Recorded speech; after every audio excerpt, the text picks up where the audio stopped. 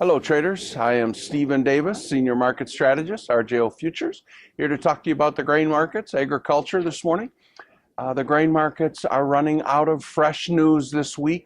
We are behind planting corn down south in Louisiana, some of the parishes down there, the Delta, Texas. We're running behind schedule. Not a big deal at this time. It's early April. The market knows that the corn market is made in the northern part of the Corn Belt. So a lot of time going forward here. Next week's temperatures look 70 degrees, so look like pretty good ideal planting weather that lies ahead. The corn stockpiles as of a month ago were at a 20-year low, and hedge funds have been short agricultural markets from cotton to wheat in the last 3 weeks. So weather can certainly be the determining factor here in the short term.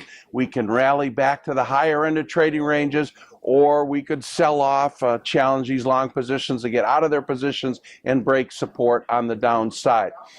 The Chinese, they had a forum 2 weeks ago. Their agricultural minister, they want more quantity, more quality, more efficiency in their grains and agriculture. That means more U.S.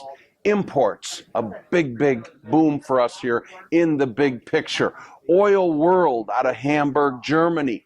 They state that soybean inventories are going to be 34% higher this year in 2015.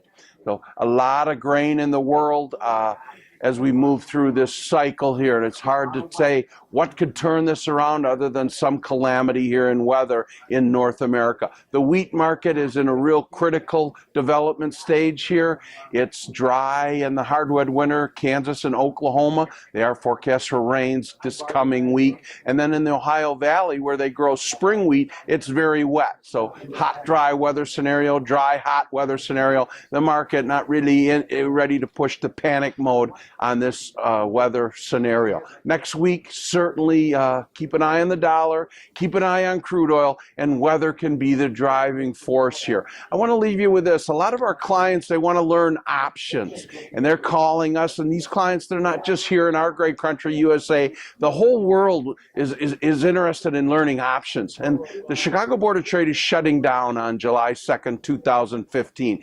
The algorithms on option tradings are just going to explode. They're getting better and better and better. And the whole world is coming into these markets. It's as transparent as it's ever been. So what a great market to learn option trading. Grains are very liquid. Options on grains are very liquid.